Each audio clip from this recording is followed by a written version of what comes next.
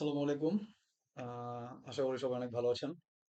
আজকে আমরা দেখব কিভাবে আপনি সাবডোমেন তৈরি করবেন। সাবডোমেন কি?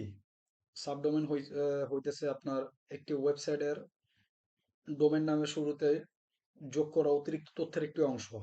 সাবডোমেন মূলত একটি ওয়েবসাইটের নির্দিষ্ট বিষয়বস্তুগুলোকে আলাদা আলাদা করে সংগঠিত করার জন্য অনুমতি দেয়। যেমন হতে পারে একটি ব্লগ কিংবা একটি শো। একটি ডোমেনের বেসিক্যালি দুটি অংশ থাকে। একটি হচ্ছে টিএলডি অর্থাৎ টপ লেভেল ডোমেন, এবং অন্য যেটি হচ্ছে সেটি হচ্ছে আপনার সেকেন্ডারি লেভেল ডোমেন, এসএলডি। উদাহরণস্বরূপ যদি আমি দেখি itagencybd.com, এইখানে টিএলডি হলো .com। টিএলডি বেসিক্যালি আপনার টপ লেভেল ডোমেনদের বোঝায়, যেমন .net, .org, .com, এটসেট্রা। আর সেকেন্ডারি লেভেলের যেটি ডোমেন সেটি হলো itagencybd, আমার ডোমেনের নাম। তো আর কথা না বলি, তো চলুন দেখি কিভাবে আপনি সাবডোমেন তৈরি করবেন। তো প্রথমে আপনাকে আপনার ওয়েবসাইটের সি প্যানেলে প্রবেশ করতে হবে। তো আমি সি প্যানেলে প্রবেশ করছি, আপনি সি প্যানেলে প্রবেশ করবেন। সি প্যানেলে প্রবেশ করার পরে ফার্স্টে লিখবেন ডোমেইন। ডোমেইন লেখার পরে এরকম একটি ইন্টারফেস আসবে আপনার সি প্যানেলে। এখান থেকে ক্লিক করবেন ক্রিয়েট এ নিউ ডোমেইন।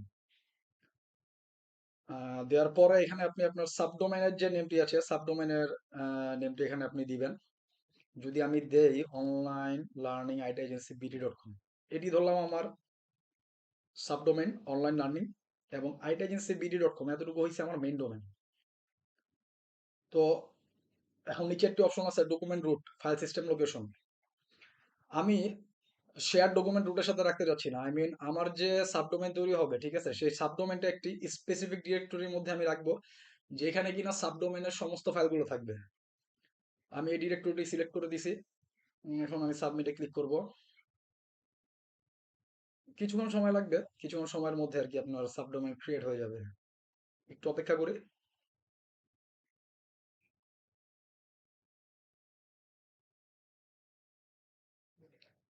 দেখতে পাচ্ছেন আপনার সাবডোমেনটি ক্রিয়েট করা হয়ে গেছে, অনলাইন লার্নিং .itagencybd.com। এই যেটি আপনার সাবডোমেনের ইন্টারফেস। এখনো যেহেতু এখানে আমি কোনো কিছু ইনস্টল করি নাই বা কোনো ফাইল নাই, দ্যাটস ওয়াই জিনিসটা এভাবে আসছে। আমাদের সাবডোমেনটি তো তৈরি করা হয়ে গেল। যদি ভিডিও দেখে বুঝতে অসুবিধা হয় তাহলে এই যে ব্লগটি পড়ে নেবেন। এই ব্লগটি আমি ইউটিউবের ভিডিওর সাথে অ্যাটাচ করে দিয়ে দিব। এই ব্লগটি পড়লে আশা করি আপনি সাবডোমেন কি বুঝতে পারবেন এবং কিভাবে সাবডোমেন তৈরি করবেন তাও খুব ইজিলি আর কি আপনারা বুঝে যাবেন। ধন্যবাদ।